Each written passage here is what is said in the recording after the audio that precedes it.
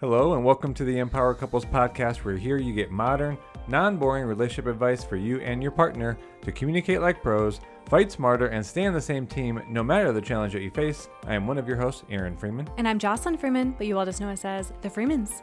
And now this episode is about the love account principle and why you feel connected and attracted to each other versus when you don't. And just do a check-in right now. In your relationship, it is about to be May of 2025. How connected do you feel to your partner? Or do you feel a little bit functional? Do you feel like you're just getting things done? And yes, there's this person that's there, but you're just not feeling that draw to each other. It's okay, wherever you are. This episode is going to help you get a realistic and practical way to create really an energetic shift in your relationship. Mm-hmm. Now, the love account principle, if you've been a listener or if you've coached with us or basically seen anything that we do over a certain period of time, you will have come across this idea. Now, it's not an idea that we strictly made up. We add some things to it, but it's an idea that's been around to be able to kind of measure and think about the feeling of being loved and connected. So we'll go more into kind of defining that, but here's the experience, right? You love each other, and that drives your commitment to one another. But this can feel different to being loved and or connected in a given day or even from one day to another. So more of like the practical moments of your life.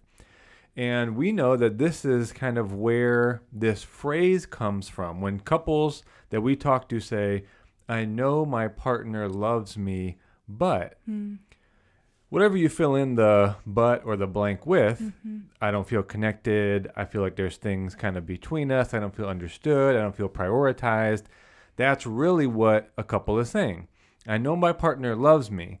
I know there's a commitment there to our life. And we hear this a lot of times from parents, but I don't feel, and a lot of times for parents also, that my partner is prioritizing me as much as they are time with their kids or, getting our finances right. So you miss this feeling of being more loved and connected in the day to day.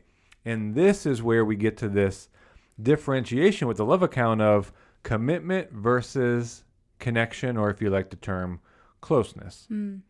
So to kind of give all of that a term, we like to use the word or the phrase love account, similar to a bank account, to measure how loved and connected you feel right now, aside from the commitment you or your partner has to the future of your relationship. And like a bank account, what do you do with a bank account? You make deposits and you make withdrawals. So that's why with this love account principle, we call them deposits versus withdrawals to your partner's love account.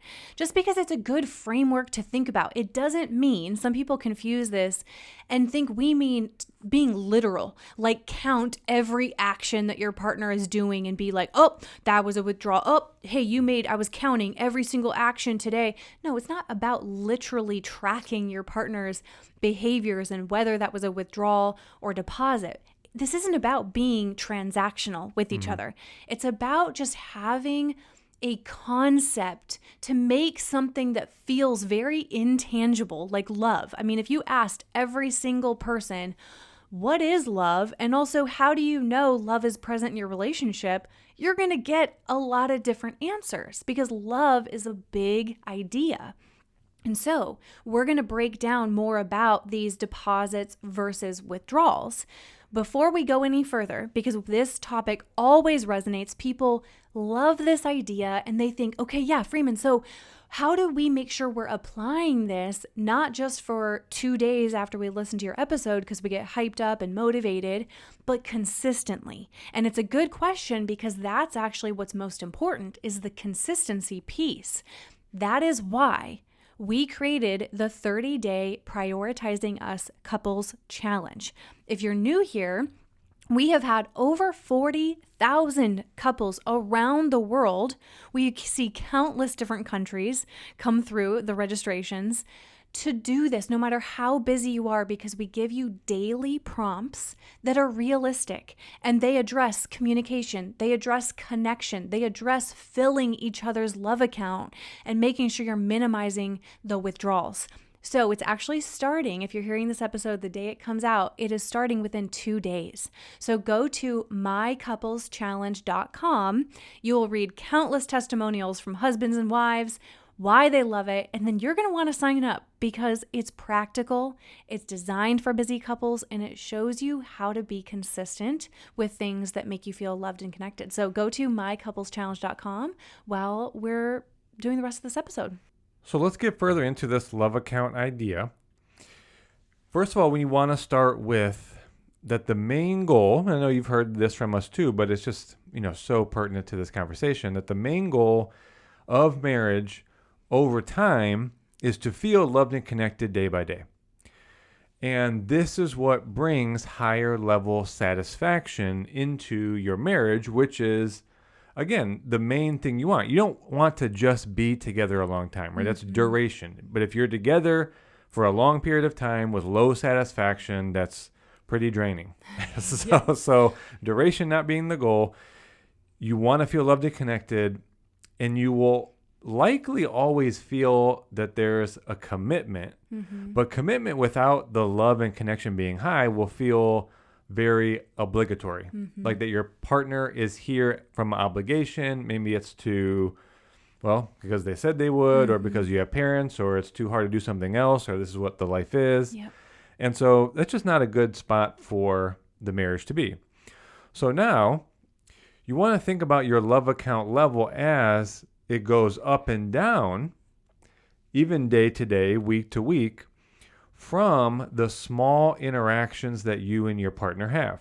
Now, as you mentioned already, we define these actions as then either deposits, if it adds or increases your feeling of being loved and connected, or withdrawal being an action that either you or your partner does that decreases or takes away from your love account. So the thing to take away from that is your love account interactions need to be a net positive for it to go up. So it's not just about, we say this at the workshop, right? And less often now, but men used to come to me and say, or they'd be really saying it to each other and we're listening in on a coaching session. Well, I don't feel very loved by you. Well, what do you mean? I did this thing, and this thing. And they list 3 things. It's like, okay, so you listed 3 deposits, but you made 10 withdrawals from your partner in the same day. So you're really at a -7 arguing for the 3 deposits that you made. So you really need to get this perspective that, where are we net? Or even more so as the person listening, where am I net with my interactions with my partner? Yes, I probably remember the deposits I made.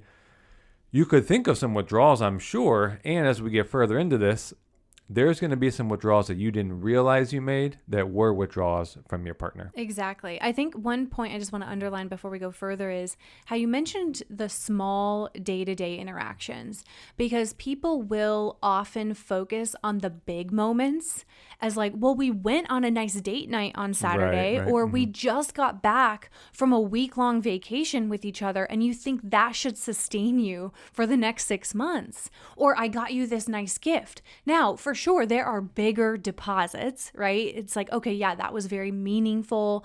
That definitely had, a meaningful addition to the love account. But what truly, this is based on research, what truly influences a couple's connection and satisfaction is your day-to-day interactions. You're in the kitchen and your kids are there and you're getting lunches ready, and it's not about how date night was Saturday. It's about how you're interacting with each other right now. And that tone that you use with them when you're talking about, hey, can you grab that lunchbox? If you aren't conscientious and you say it in a way that maybe comes across as feeling as though you're saying like, what the heck are you doing? Get off your butt, you lazy bum. Like that's in your tone. Wow. That's going to feel like a withdrawal. And so you can't be like, we went on a date Saturday. That should sustain you the whole week. No, your life, your day-to-day, everyday interactions, you're getting in bed, And are you, somewhat attentive to them, or are you fully present? Or you come home from work and are you just giving them like a quick half-hearted peck on the cheek? Hey, babe. Or are you like really putting your energy into it and showing them that you're excited to see them? It's those micro moments that you think don't matter, or they just kind of blend into the day, but they truly do make up your life. And we got some more math on this one, so stay with us, Because Aaron right? loves his math. Well, if you think about it, exactly what you're saying, Jocelyn, it's that you have so many more interactions. And some studies say that, well, and couples that are healthier also make more, right? So that's a different part of this conversation, but let's keep it simple. Let's say you have 50 interactions per day with your partner. Then even that date night you went on, even if that felt like we'll call it $100 deposit, if you made 50 $1 withdrawals every day throughout the week, I see some of you adding it up, that's a lot more than the $100 one-time deposit. True. Okay, so that's the main takeaway. You really have to see that, yes, there are deposits and withdrawals. Deposits and withdrawals can have bigger values, and so that does factor in, but it's just, hey, are we net positive? Because here's the next part. Then the level of your love account, high or low, determines your level of tolerance for future withdrawals.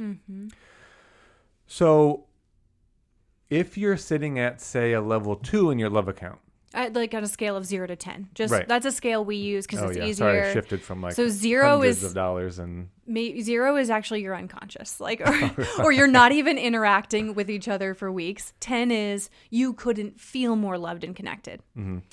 Okay, so let's say you're at a 2, which is obviously on the low side here. When you're at a 2, you're just going to feel as if a particular instance of a withdrawal is more significant, is more personal, is more of an attack on you, is more intentional. And so your tolerance for that then is lower. And so you're going to be more reactive.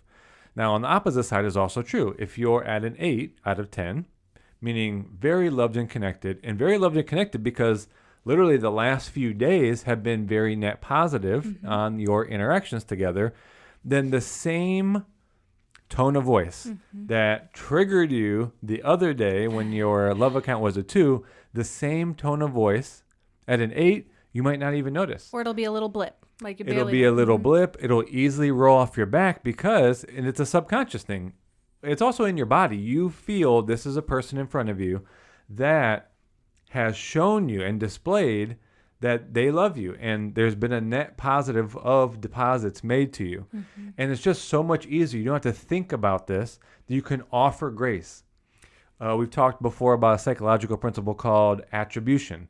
You can more easily attribute a quick response from your partner as they are probably stressed. They're probably having a rough day. So I can offer them grace right now. Your positive attribution to them, if you will, is more default when your love account is higher. But again, when it's lower, man, they're such a jerk to me. They are. Right? You don't even consider the context, the emotional environment in which they're coming from. Yep. It's such a good point. I mean, I can think about in our relationship distinctly anytime that we are feeling like off. I have this kind of like oil and water way I describe it. Is like, it feels like we're oil and water right now. And it's like maybe just a random Wednesday. I'll ask myself, Jocelyn, where's your love account at? Yeah. And also, here's another great question to ask. Where's his probably at? And that's almost 100% of the time when we are just more bickering or misunderstanding each other. Communications just feel like there's friction, or maybe we even get into a series of arguments. Our love account is almost 100% of the time low. We just see such a correlation between those two. So I think that's just a really good point. So let me give you one more thing about these deposits and withdrawals.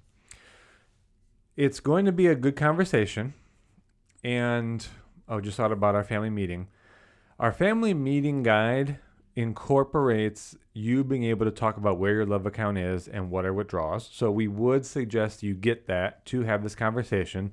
Then I realized that you get that family meeting guide as a bonus for the Prioritizing Us 30-Day Couples Challenge. Yep. So more of a reason why you should get that started for, starts May 1st. Get into the Prioritize Us Challenge.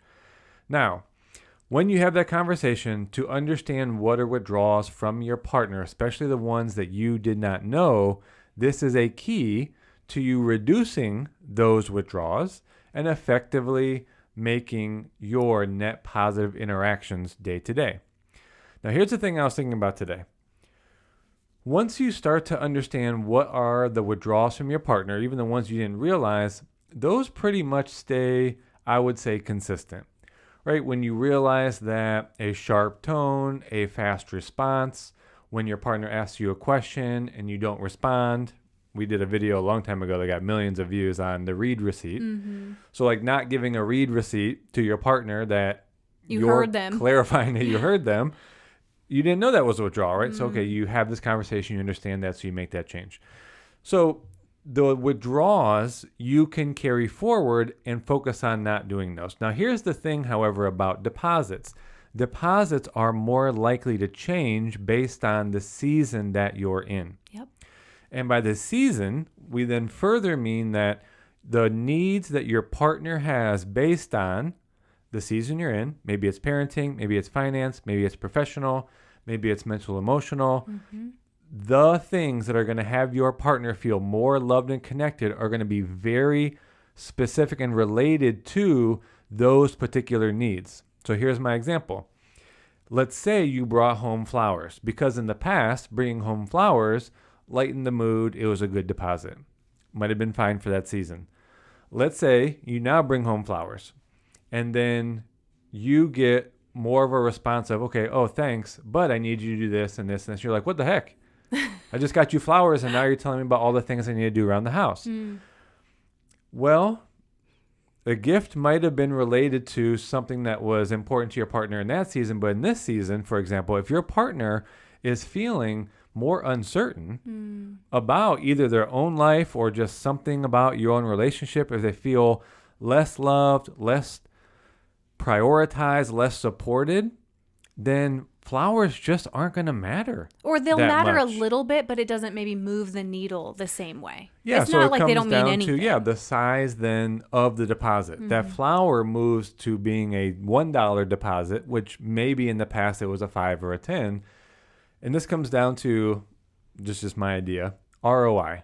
I think maybe it's just men. We want an ROI on our effort. Oh my gosh, this is hilarious. I know it's breaking this so down how into men efficiency. Think. But I think it's also useful to know, because it just gets frustrating, right? If I relate to that the things I can do for you, Jocelyn, are related to things I've done in the past, like get flowers or say wash the dishes or pick up Sky's room, for example, and I'm expecting that that's going to have an equal amount of deposit for you, and then thinking like, oh, you should feel loved and connected, then it's going to set me up for failure. Because my deposit, the one that I make, the one I can get the highest ROI on, the one that's going to have you feel the most loved and connected, is going to be very related to whatever the need is for this season. So, and you and I were even talking before this call. We always try to keep a pulse because we don't want to make these assumptions. And, what would have you feel as if, I'm really trying to get into our life now. Yeah. You even said like an hour ago that you want to change up our lifestyle. A little bit, not like 100%. Yeah. For us as parents and where our 3-year-old daughter is, she just likes one-on-one time. So if both of us are trying to play with her, she can say to the other parent, like, I don't want you in here. And then we're both like useful, effective people. So the other one will go like clean up something. So you've just said that has led to a feeling of like we function well. While we're trying to navigate around like our daughter's preferences. Yeah. And so, again, this is just an example coming to light for both of us that we need to make some changes, that our efforts towards each other, what's going to be a deposit for one another, need to be more related to a level of connection and closeness while we manage or navigate things with our child that we might not be able to change quickly. So again, that wasn't for you to like take away into your own life, but what I was trying to share personally, that again, if I even got you a spa day, for example, that's not going to necessarily be as meaningful to you as if I really move the needle on something in our day-to-day life that brings more closeness and connection while we're, again, navigating these things with our daughter. Yeah. So, yeah, a lot I guess we could say on that. I don't want to get too deep, but that's the main takeaway. You want your deposits to make it as far as they can for growing your partner's love account. So that specifically needs to be related to a need for your partner, where kind of opposite withdrawals, once you kind of understand them, they're kind of consistent. So you can just make sure that you don't really do those. You brought up so many great nuances. And so the really couple points I just want to underline is how important it is to not assume what you think is a deposit versus a withdrawal from your partner in this season, as Aaron was talking about, and to check in on it. That's why if you use our family meeting check-in that Aaron had mentioned, which is a weekly check-in, doesn't have to be long. And actually, the more that you do them, the faster they become. It is such a powerful tool. And like Aaron said, it's a free bonus gift with our 30-day Prioritizing Us Couples Challenge. It comes right in your welcome email. If for any reason you don't want to do the challenge, which I don't know why you wouldn't want to because the prompts are really helpful, you can actually get the family meeting guide as a separate resource on our website. But the point of me even bringing that up is one of the questions in the family meeting check-in is, where's your love account at on a scale of 0 to 10? Next is, what can I do to be an even better partner this week and have you feel more loved and connected? Because this week could be very different than last week. Your circumstances are always evolving and changing. So I think that's a really good point that you brought up. And I think it's just why it's so useful to check in and not make assumptions. I think that's just one of the most important points to realize. And also, here's a big piece. I'm speaking from a female perspective. I think men would probably feel the same way, but I'm not a man, so I can't say. I think it's about just feeling thought of. Feeling like we're not just another object in the room and that you're used to us. And it's like, oh, there you are again. And just feeling taken for granted. It's like, okay, sure, I know you see me every day. I know you come home and there I am again. But when you just put a little more oomph into the kiss, right? Or you don't just bring the same flowers that you bring. It still means something that you bring them, but maybe it's that you realize, oh, this other little pot is, I thought you would think that's so cute. I thought of you. I think that is what we want so much in a relationship, especially the longer that we're together, is to not feel taken for granted and to feel thought of. And that those little interactions really do matter. So we hope that this principle is really helpful. It should be, because it is just very enlightening to just give you more to consider. Are we making more deposits than withdrawals from each other's love account? Let's minimize, if not reduce completely, the withdrawals that we make and knowing what the withdrawals are for each other. And let's double down on deposits.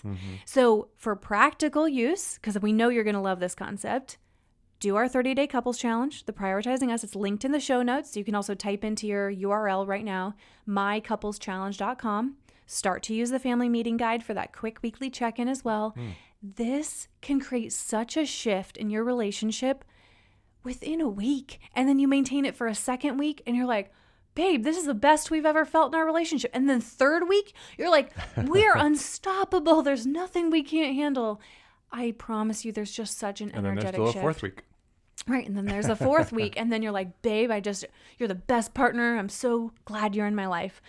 All right, don't forget about this principle. And if you're new here, make sure you hit the subscribe button so that you can hear past and future episodes. And if you've listened to at least one episode and taken away value, it would mean a lot if you would give us a 5-star rating on whichever platform you're listening on, even write a sentence on there. It really does help us reach and help many more couples. And we're just so glad you're here, and we will talk to you on the next episode.